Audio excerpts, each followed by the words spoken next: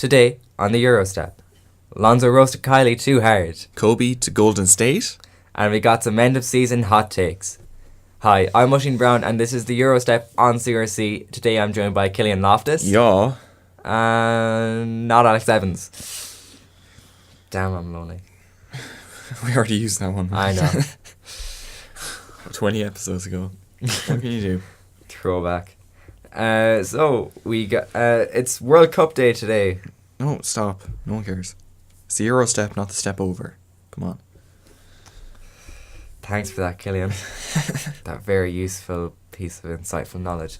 Okay, so apparently the front office at the Los Angeles Lakers has told Lonzo Ball and Kyle Kuzma to take it easy on their social media roasting after the pair were dissing each other all season, and it finished with Lonzo Ball dropping a full diss track on Kyle Kuzma, or Kylie Kuzma, come on. Kylie Kuzma.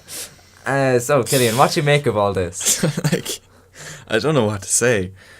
Obviously, it's very obvious, very high profile that they've been roasting each other all season long. Even LaMelo Ball and a bit of Josh Hart have been getting in on the action, but Isaiah Thomas as well. yeah, true. You said Lakers organization, probably Magic Johnson, let's be realistic here. I've told them to tone down a bit. I don't really know why. It's pretty funny, it's entertaining, brings a lot of kind of hype onto the Lakers.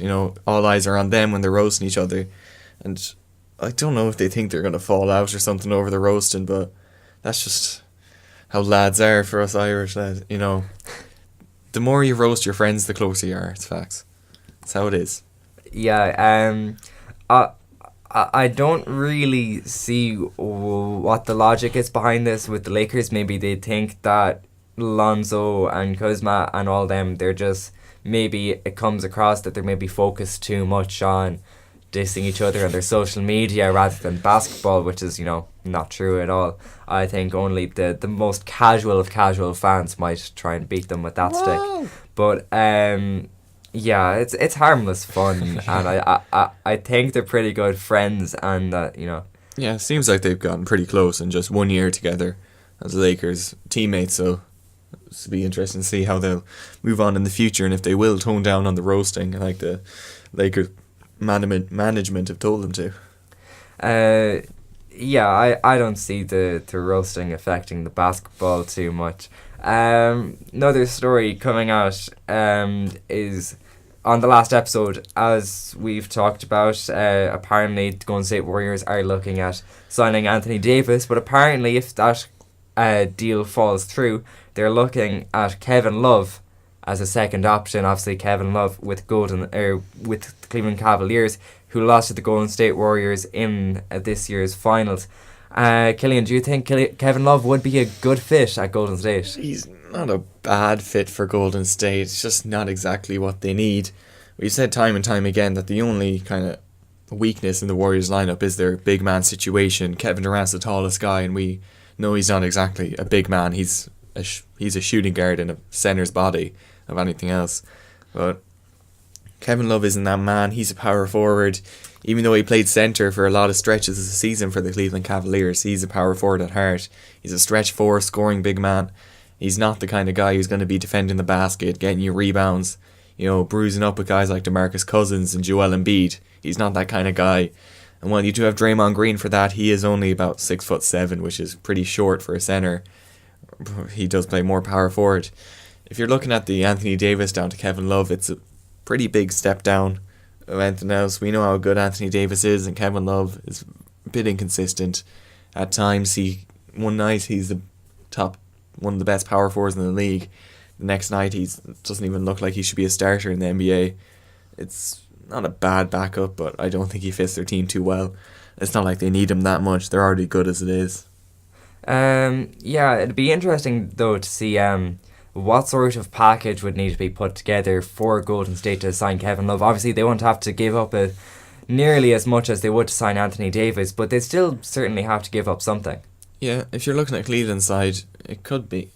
They might take a deal for the kind of young guys in Golden State, like your Jordan Bell, Quinn Cook, even maybe Kevon Looney is just a little bit of extra, maybe some draft picks. That's not a bad trade. You're getting some good young players in return for Kevin Love, which is we'll get on to later, is what I think Cleveland should be looking for at this point.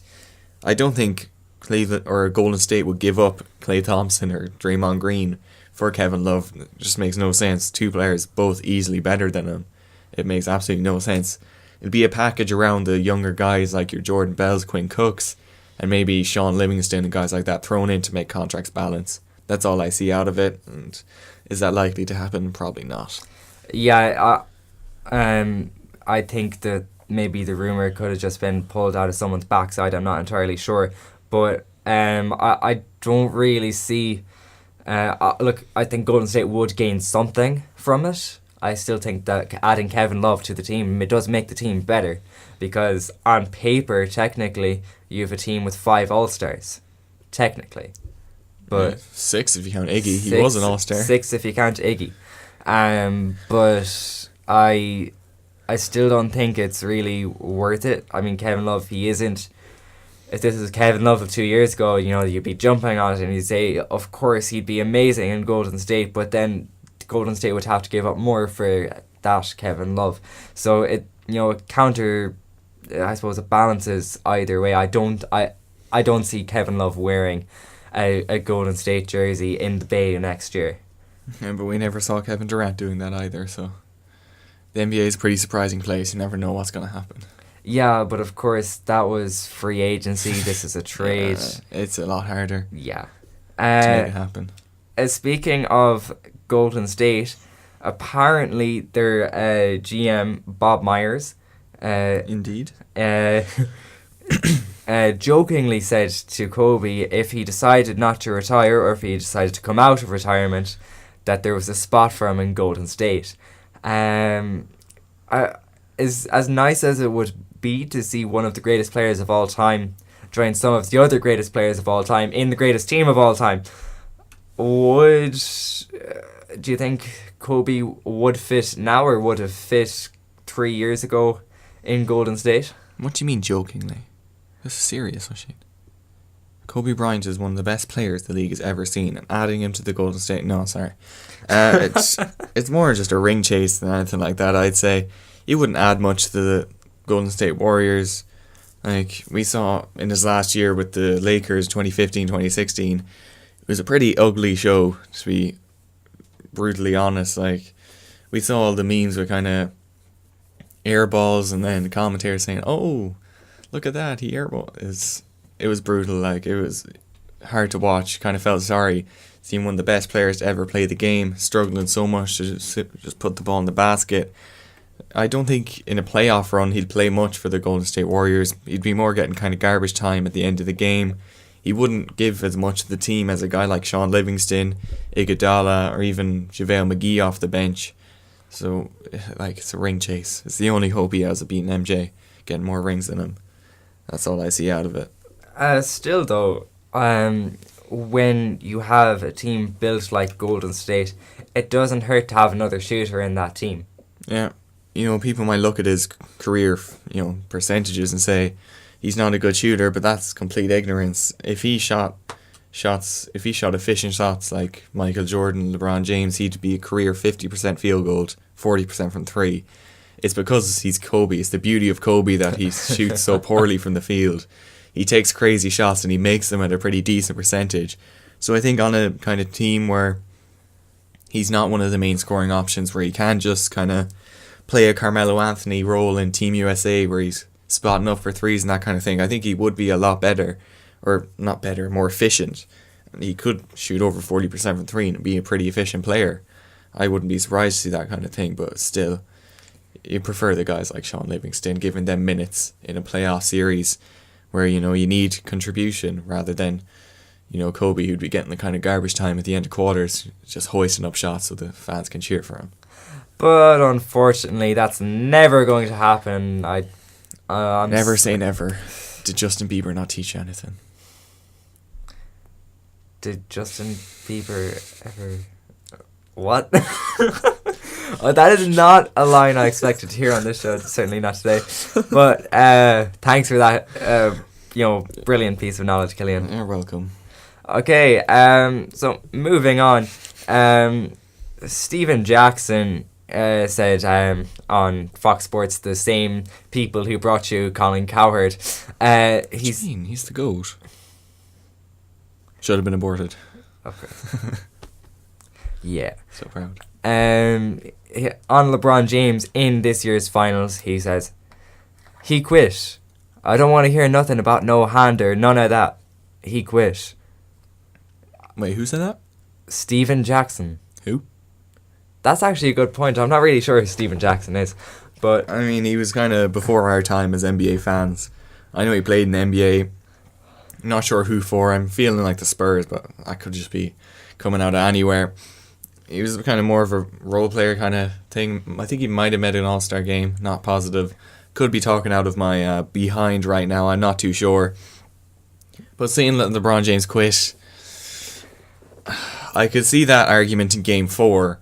He only took 13 shots. Rodney Hood shot more than him. I could see that. He didn't, judging off the box score, he wasn't as aggressive. He didn't shoot enough for LeBron James, the best player in the league, should be in order to try and win a game for his team. But for the rest of the series, come on. Like, he averaged crazy numbers, I don't know, off the top of my head, about 34, 11, and 9. Almost a triple-double in the finals is pretty crazy. So to say he quit, come on. What much more can the man do to try and get his team a win? When people say, "Oh, use the hand as an excuse," it's not. It's not an excuse. He averaged 34, 8.5, and a 10 off 52% shooting. He doesn't need any excuse for the way he played. He played brilliantly, despite that hand injury. He'd probably maybe a couple more points. And a sister too, maybe. Yeah. I don't think he would have played to the levels he did in Game 1, but he certainly would have averaged. He would have been touching 40. Maybe the assist might have gone down 1 or 2 because he'd have taken more shots himself.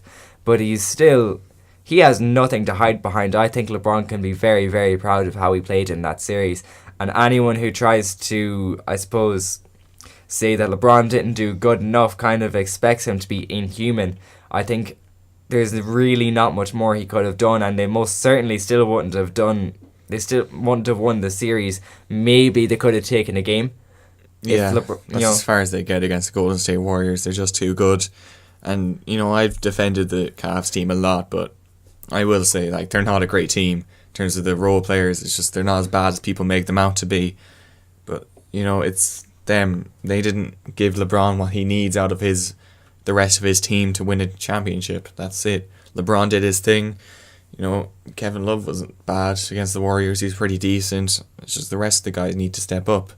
That's why, people say LeBron can't win without All-Stars. No one in NBA history has ever won without a good team beside them. Dirk is maybe, but he still had good role players. He didn't have any other All-Stars at the time, but he still had a very good team around him. You need a good team to win a championship. A single guy is never going to win a championship. Yeah, and of course, that's why when you look at the teams that have won over the last maybe 15, 20 years, maybe nearly going back 30 years, all those teams, they had top players. I think that 2011 team is probably one of, it's crazy to say one of the worst teams that won a championship, and they still had an amazing team. Some team. Now, obviously, they were the underdogs, and you would say that on paper Miami should have beaten them, but they didn't. But that's not a knock on Dallas at all. They're still a brilliant team. Yeah.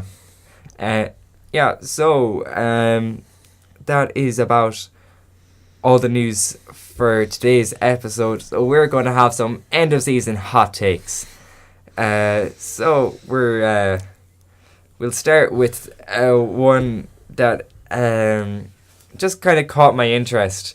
Came from a Lakers fan who expressed another opinion that I'll talk about. Time for a rant. In a while. But he said, Lakers shouldn't go after LeBron James or Paul George, and we'll talk about that more in detail in a few minutes' time.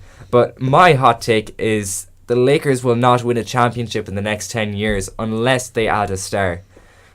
Right now, they have a good young core. They've Lonzo Ball, who has the potential to be one of the best point guards in the league. If not the best. Yes. In the future. They have Julius Randle, who is probably the best young big man in the league right now. Obviously, there is a plethora of big men coming into the league in this year's draft. I mean, Joel Embiid's pretty young. Well, he's a good young big man. Okay, after Embiid, he's up there. He's definitely up there. Kyle Kuzma is solid as well. They've other players. Brandon Ingram, of course. Great wing scorer. Josh Hart hasn't been bad in his rookie year. Looks like a good role player for the future. Even KCP had flashes. He's a good player in Detroit. Yeah. Wasn't too great in Los Angeles, but he still has a future in the league, hands down, as one of the better defensive players, 3-and-D kind of guy. But when I look at other teams in the league, so that is right now, that is Golden State, Boston Celtics, and wherever LeBron goes. The Lakers will not beat any of those teams in the next 2 or 3 years. Not a hope. Nope. They won't even get close. I mean, they'll be a playoff team, I think. They're good enough to do that. Maybe not this year, but after this year, I think they will be good enough to make the playoffs. But they're certainly not going to win a championship.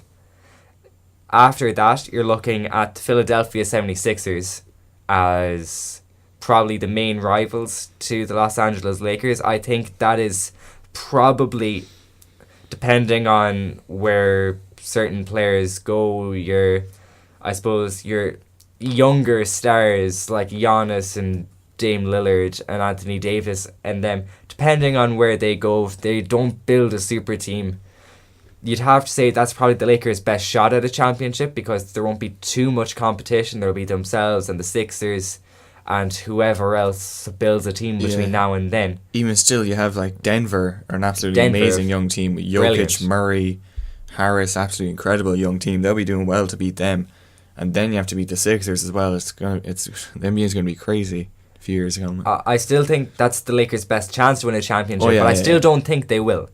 Then after that, you have the Phoenix Suns. The Phoenix Suns have the number 1 pick in this draft. They have Josh Jackson, Devin Booker, Marquise Chris, Alex Len, Elfrid Payton. They've long term, as far as that is probably the horizon of NBA teams we can see right now. The better part of 10 years' time, if they keep that team together, they are going to dominate. They also have another first round pick and the first pick of the second round this year as well. Number 16th pick as well. And if they have their pick for next year, and the year after, they'll still get decent first round picks, because they probably won't be a playoff team next year, and maybe not the year after, depending on what direction they decide to take. But if they keep that team together, there's no way that Lakers team is going to stop them. And that's why I think the Los Angeles Lakers need to add all-star caliber players. Players short term, at least one more, that kind of when they're facing up against the Sixers in 5 years' time.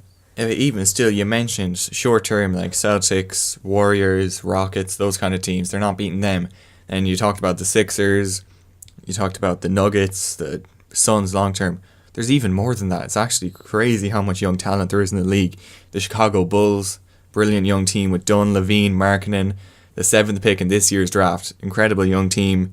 You have the Dallas Mavericks, aren't too bad. They're looking pretty decent to be a solid playoff team. They've a good pick this year as well, alongside Dennis Smith Jr. They've Harrison Barnes there as well. Very good young team. Indiana Pacers, looking good for the kind of midterm, along with the Sixers, with the guys like Oladipo, Sabonis, those kind of players. Miles Turner, forgot about him. Brilliant team.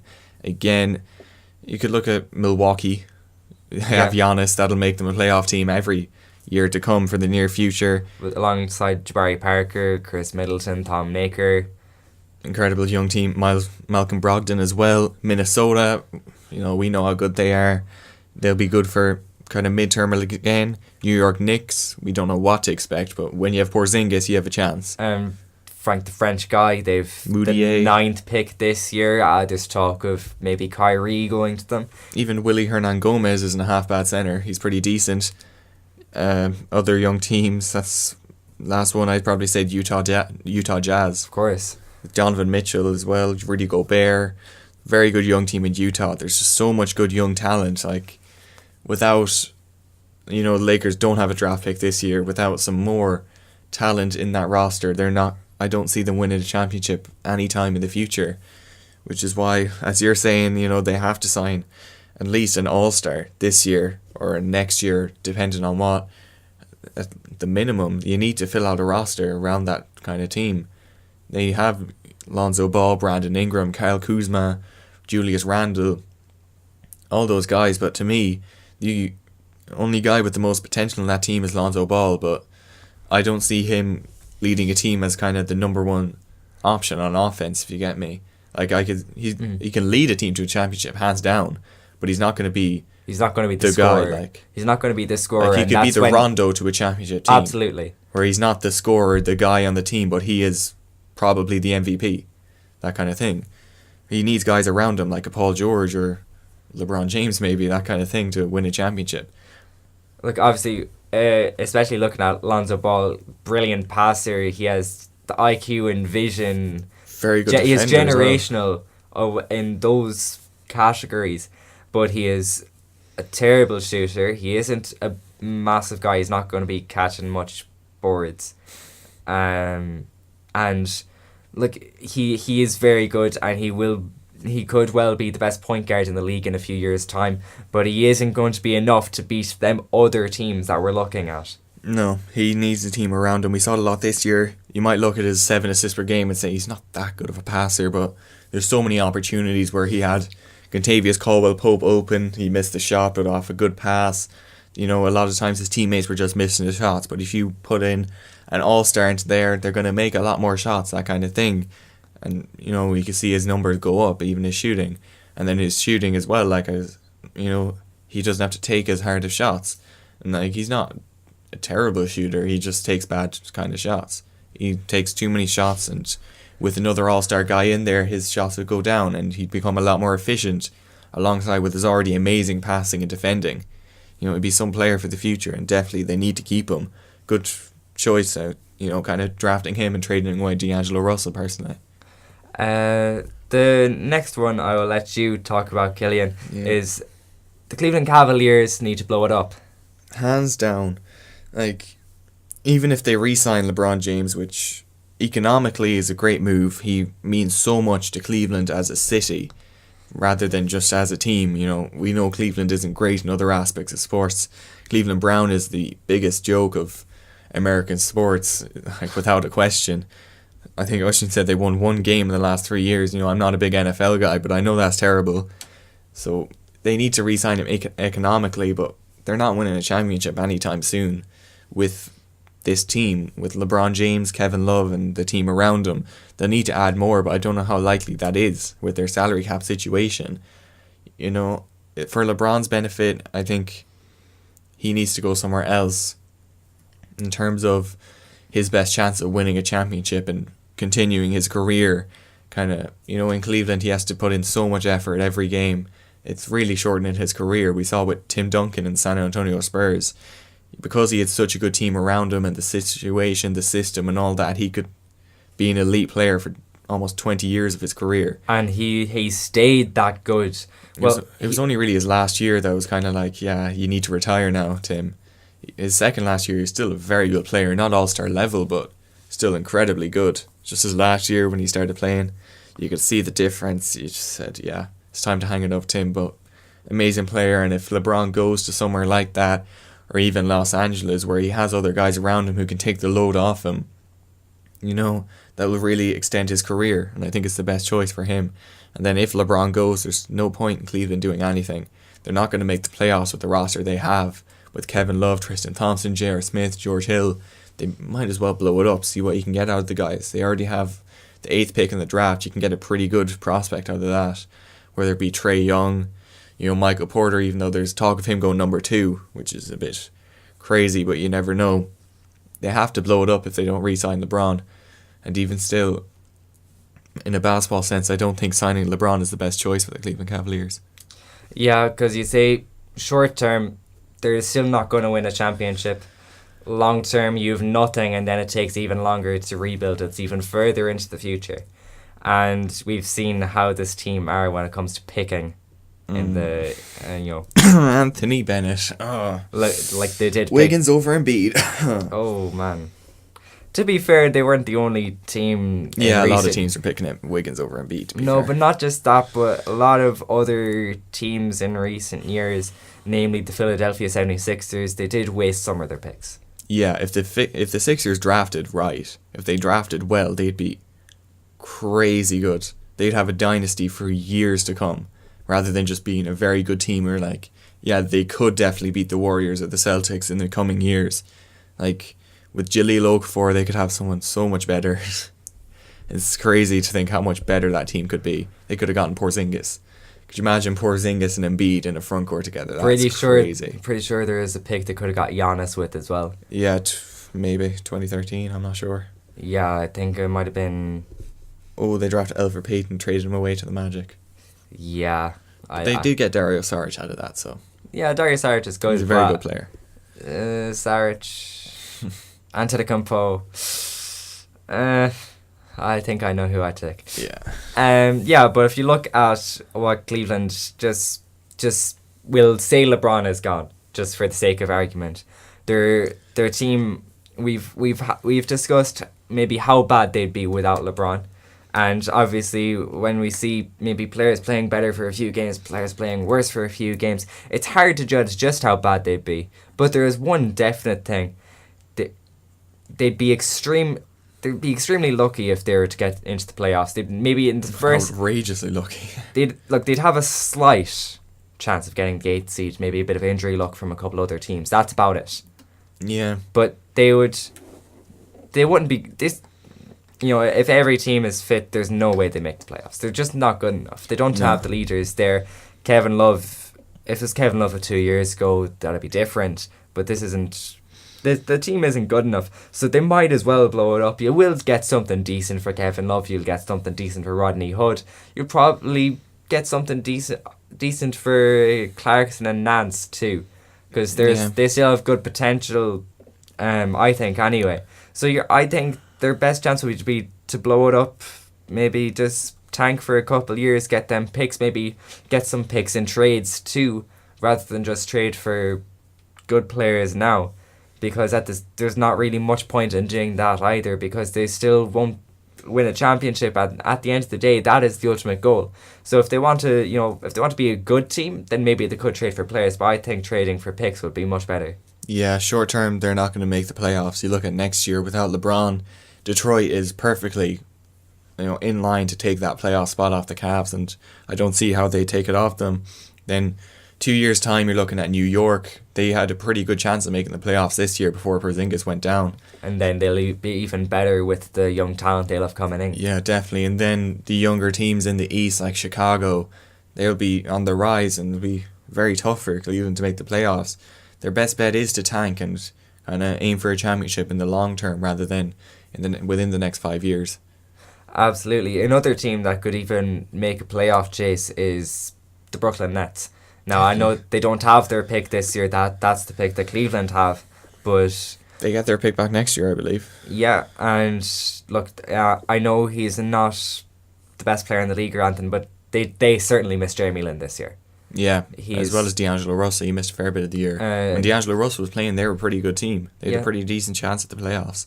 And obviously, we saw Spencer Dinwiddie improved massively this year. He was very good for the Brooklyn Nets.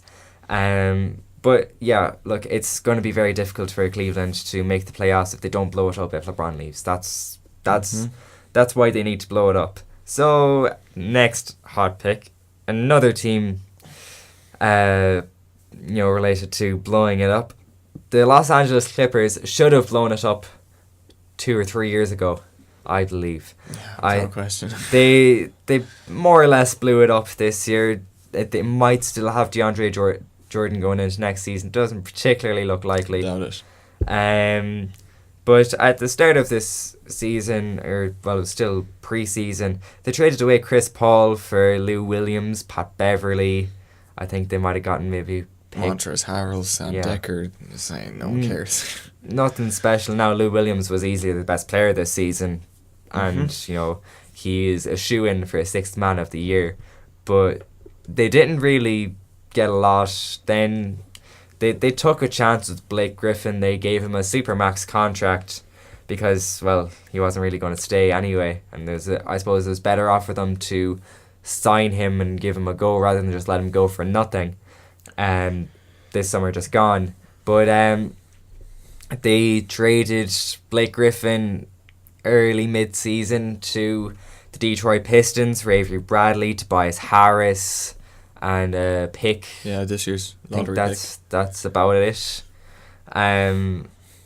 That I think if they made those moves a couple of years ago, Blake Griffin's, his trade value would have been much higher. Chris Paul's too. Not that Chris Paul was better, but he had a smaller contract. Yeah, even DeAndre Jordan. A few years ago, he was an All-NBA first-team player. Arguably, I don't think he should have made it, but he was there regardless. He was an all-star. He was certainly, if not first team, he was still All-NBA caliber. He's one of the best centers in the league. Maybe not the best, but he was certainly up there, top 5, no doubt. And he would have had a fair bit of trade value. Once they traded Chris Paul, it kind of showed everyone this man needs an elite point guard to be good, and then his trade value plummeted. And with his very big contract, over 20 million, I believe, teams were like, yeah, no, I'm not going to take that. I'll wait till free agency. So they missed out a lot on that trade, and like you said, they could have gone a lot more for Blake Griffin and Chris Paul back then. So they should have blown it up a few years ago, but they probably thought that they could win a championship with this team. In 2015, the Warriors were brilliant, but the Clippers were pretty decent. Teams thought they had a chance, or people thought they had a chance at a championship going into 2016. So the Warriors weren't overly convincing as the best team in the league in 2015. We all know 2016, Curry went crazy, 73 games, and they lost. After that, I think that's when they should have blown it up, when they saw how dominant the Warriors were. They should have, seen we can't beat this team no matter what we do. We might as well trade away our guys for good picks. If I think if they had Jerry West with this team a couple of years ago, they would have seen, because obviously Jerry West is the man who more or less masterminded the Golden State Warriors team that we've seen now. And if Jerry West was with the LA Clippers a couple of years ago, I think he would have seen the right direction to take this team. And look, hindsight is a brilliant tool, but the Clippers should have blown it up probably after the 2015 season, if not definitely the 2016 season. And sure, that wouldn't have been easy, because there is still probably they're top 3 in the West. There's themselves, the Warriors, injuries, and the Spurs. That kind of thing. But look, obviously we've seen with Blake Griffin, he gets injured a lot. Then Chris Paul can get frustrated a lot when things aren't going his way, which isn't what you need, and that's why the Clippers should have blown it up. And they're paying for it now, and they're kind of stuck in mediocrity right now. Even if they blow it up now, there's not much they'll get. They'll trade away Lou Williams. They'll, to get something for him. Lou Williams has a decent bit of trade value. He is, like you said, he's a decent chance at 6th man of the year this year, though I think Eric Gordon will win it. But still, he has a good trade value. And he's a very small contract as well. They recently, I think, extended him for about $8 million a year, which is an amazing contract in today's NBA. Players are getting 40 plus a year, the supermax contracts, but very good player. They get a decent amount for him, nothing crazy, because they'll likely be trading him to a playoff near kind of championship team level who don't have much to give up or don't want to give up much. But still, they're looking all right for the future. Nothing crazy. They have the 2 lottery picks, number 12 and 13 this year. They can get 2 decent young guys, build around them for the future. It's not a bad situation for the Clippers. And there had been suggestions that they were going to trade up for Michael Porter Jr. Obviously he'd be a much better player to build around than maybe what you could get at 12 or 13, because obviously Michael Porter Jr. is not going to slide down that far. Yeah, there's been talk of him going number 2 to the Kings. I don't see that happening either. I don't know, but obviously before he got injured, he did look like a top 3 player, but when you're coming off an injury like that, it's a lot of teams don't want to take risks with the draft. Obviously now, over the past couple of years, teams are valuing draft picks a lot more than they did before now. Even still, the potential is there. He can easily be the best player in this draft.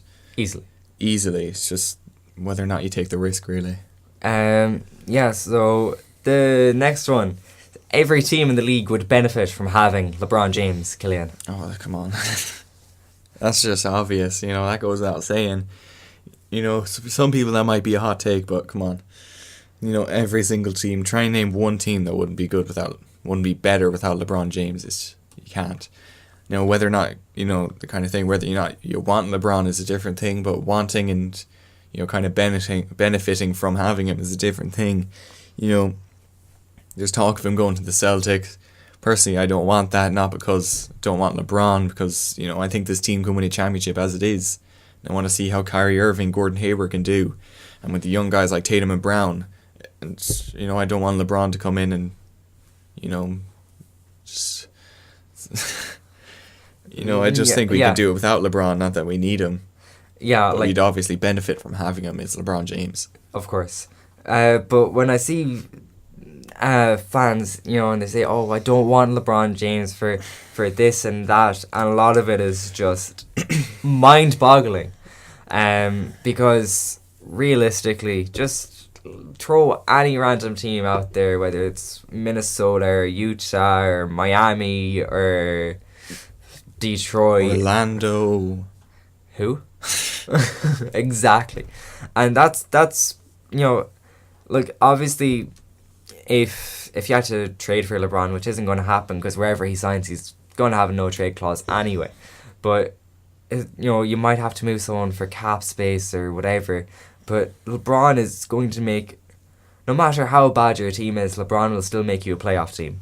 No matter if you're, even if you're the worst team in the league, LeBron will still make you a playoff team, I think. Yeah. But obviously, he's not going to go to the worst team in the league. That's not what he's in the business for. He's going to go to a team that he can make into a championship team if they aren't nearly there already. But when you see teams, especially the ones that don't have much of a chance getting LeBron, say, oh, well, I don't want LeBron. So what's wrong with you? This is one of the best players of all time, if not the greatest player of all time. How can you not want him on your team? I'm pretty sure nobody would have ever said, oh, I don't want Michael Jordan on my team. No, I don't want Kareem Abdul-Jabbar. I don't want Kobe Bryant. Like, come on. You do. It's just whether or not you have an actual chance of getting at them is another question. Yeah, because at a stretch, there are 9 teams in the league who have a chance at LeBron, and that's a stretch. Yeah. We saw the Stephen A. Smith Big 7, but you could add another kind of team or two into that. People were adding the Spurs, the Clippers, and recently I saw him, people talking about the Nuggets as well. See, I don't see them happening, but I think I would love to see him in Denver, to be honest. With that team. It'd be very interesting, but is like providing they don't have to move the pieces that they have. But look, LeBron would easily benefit every team in the league. Except the Lakers, obviously. Oh, except the Lakers, of course. Of course they'd won a championship with Lonzo Ball, Kyle Kuzma, Julius Randle and Brandon Ingram. Yeah, of course. Obviously. And they'll do it this year. 2019 Los Angeles Lakers. Put your mortgage on it. Don't you mean Boston? Come on, man. Call it a joke. Duh. Okay. Finally. Moving on. Josh Jackson is the most underrated rookie this year's draft. Just gone. You can make the argument for Lonzo Ball as well because he went in so overhyped, and then since he was bad at the start of the season, all the hype kind of went away from him. Everyone's saying he's crap, and now he's actually good again. People are kind of slow to get to that.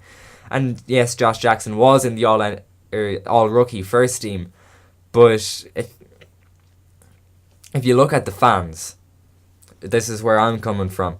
Most fans, don't realise Josh Jackson did anything in this season. And look, he similar to Lonzo Ball, he didn't hit the ground running, but he was brilliant in the second half of the season if you watched him. And he, in that Phoenix Suns team, which I've said in the better part of 10 years' time, are going to be the gold standard unless someone builds some other sort of super team, and providing Phoenix can keep the team together. Josh Jackson is going to be a pivotal part of that.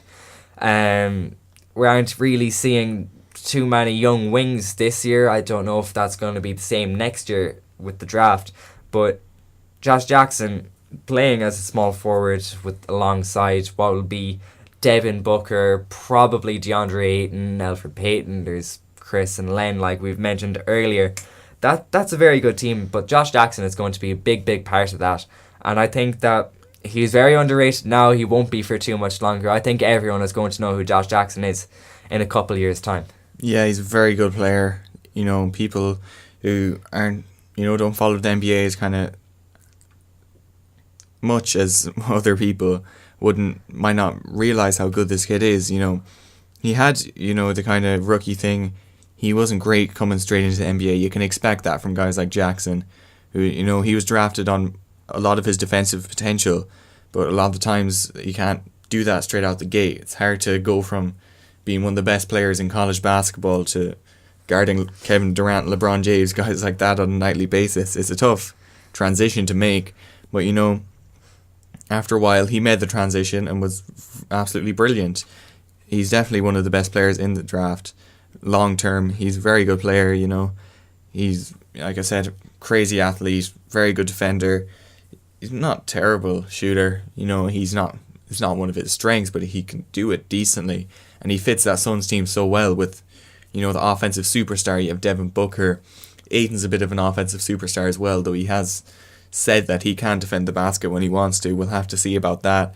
Chris is a bit of a two-way athlete. Elfrid Payton is a bit, you know, a passer, defensive guy, and Jackson can be that defensive wing presence to defend the great wings in the NBA like your Durant's, Giannis's, LeBron's, whoever it is in the near future, Michael Porter Jr., Jason Tatum, those kind of guys. You need a good wing defender in today's NBA, and Jackson is that guy for the Phoenix Suns. He's been brilliant. You said you could make the argument for Lonzo Ball as the most underrated rookie, but that's a bit questionable. We've said it before, it's kind of like Draymond Green, where people will say that Draymond Green and Lonzo Ball are overrated, but if you know basketball, you say in general he's underrated, but amongst kind of proper NBA fans, he's pretty fairly rated. But both sides of the argument, amongst proper NBA fans, you could still say Jackson is underrated. So, you know, he's definitely has the potential to be one of the better players in the draft. You know, I don't think he'll be as good as Jason Tatum in terms of kind of super, you know, kind of stardom, but he'll be a very good player. Could definitely make an all-star team at some point in his career. That is it for our end of season hot takes. Now we are going to continue our NBA draft previews, and today we're going to talk about Miles Bridges. He played 2 years at Michigan State. He is a 6'7" guard. 17 points per game, 7 rebounds, and just under 3 assists. He had half a steal and nearly a block on just 2 turnovers per game. He is projected at the in or around the top 10, 11 kind of thing. So, Killian, what do you make of Miles Bridges? He's a pretty good prospect, like you said. He's a Michigan State guy, Michigan State Spartans. He's 6'7", 230 pounds, so he's a big body on him. He's, you know, NBA ready body as it is. He's pretty long as well with a 7-foot wingspan. He had pretty good college stats, like you said. He played 2 years. He pretty much averaged 17 points both years, around 3 assists, 7 rebounds, and nearly a block a game. So very good, you know, stats as a college player. In terms of his strengths as a basketball player, he's a brilliant athlete. For his size, 6'7", he can really jump. He's great burst, explosiveness, and, you know, a long time with athletes, you see they're not great shooters, but that isn't the case for Miles Bridges. He shot nearly 38% from 3 as a college player. You know, he's pretty good mechanics as well. Watching some of his highlights and his shooting, he can really, you know, it's not like, you know, he has the mechanics. He has consistency with his shot. He shoots the same way, and you see that will transition over to the NBA eventually. He's very versatile as well. You know, he is 6'7", 230. That might be the kind of body for more of an NBA power forward, but he is very athletic, so he can play that kind of small forward spot. For any NBA team, he's versatile, and that's what you need in today's NBA, where positions are becoming more kind of obsolete, and it's more about guards, wing, or point guard, wing, and a big man. You know, he's a good rebounder, like I said. He has 7 rebounds per game. He works hard to get the rebounds and that kind of thing. Good defender with his size, athlete, with his size, his athleticism, and his body. He can be a very good defender, and he's kind of like a Draymond Green. He can guard, you know, perimeter players. He can defend the post with his kind of athleticism and size. And a kind of more low-key one, he has he's very confident as a player, which is a lot more important than people realize. Going into the NBA, a lot of times it's tough to make the transition because you go from the guy of your team, one of the best players in the country at that level, to be just a rookie. You know, no one cares about you. You know, you have to be confident to make that transition seamlessly, and I think he definitely does have that. He's a lot of swagger, and he's kind of the alpha dog of his team. But in terms of as a player, you know, kind of weaknesses, he's not great shot selection. A lot of time he settles for jump shots when he should be driving to the rim with his big body, 6'7", 230. On smaller guys in the college game, he shot too much, you know, that kind of thing. And that kind of leads into post-ups as well. He doesn't have much of a post-up game. You know, he has to improve his footwork and his touch going into the NBA, where he'd have to capitalize on mismatches against younger guys, where you can't just ice on them. They're going to steal the ball off you. So you're going to have to be able to post them up, you know, take them to the basket and show them who's boss, I suppose. As well as you might see with a lot of college guys, you know, coming into the NBA, he's a bit predictable. He doesn't have much in terms of an offensive skill set compared to an elite NBA scorer. He has, you know, his go-to moves and he uses them all the time, and he gets baited into jump shots a lot, that kind of thing, out of a young guy. But, you know, I'm not too worried. A lot of his weaknesses are the kind of thing you see out of young guys coming into the NBA. But you might expect more out of a guy who did spend 2 years in college. A lot of the time they're more polished than, you know, a one and done kind of guy. Yeah, one thing I found interesting was that his averages didn't really change too much between his first season and his second. You know, he averaged just under 17 points per game. He was averaging more turnovers, but he had a block and a half per game compared to just under a block per game. He was rebounding more in his first year, but his shooting was much better in his second season. So it'll be interesting to see which maybe side of Miles Bridges translates into the NBA, because if he's blocking that much, just say in the NBA, then from his first season than his second, he could be much more valuable. Same with his rebounding, because obviously we see maybe having a guard who can do that is so helpful, because, well, there's always room for a good defensive presence in the NBA, especially today. You're never going to complain if you have a guard that can if you have a guy like him, you know, the kind of guard wing spot who can block shots. You're never going to complain. It's a good asset to have, but it'll be interesting to see how he transitions to the NBA. Like you said, kind of what side we see of him.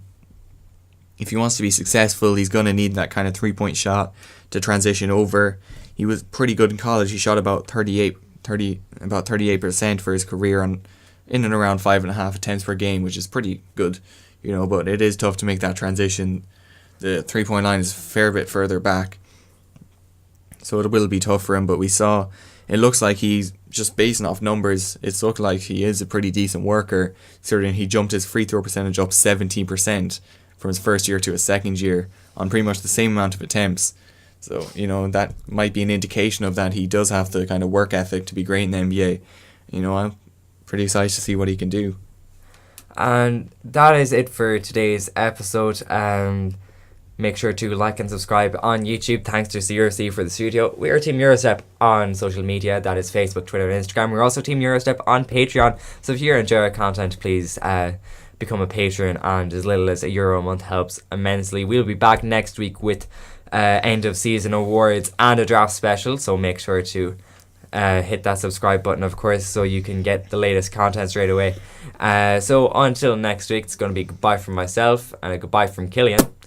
And I'm sure Alex says goodbye too. Bye. That was Alex. That was Alex. Yeah, it called him on my phone. Yeah. So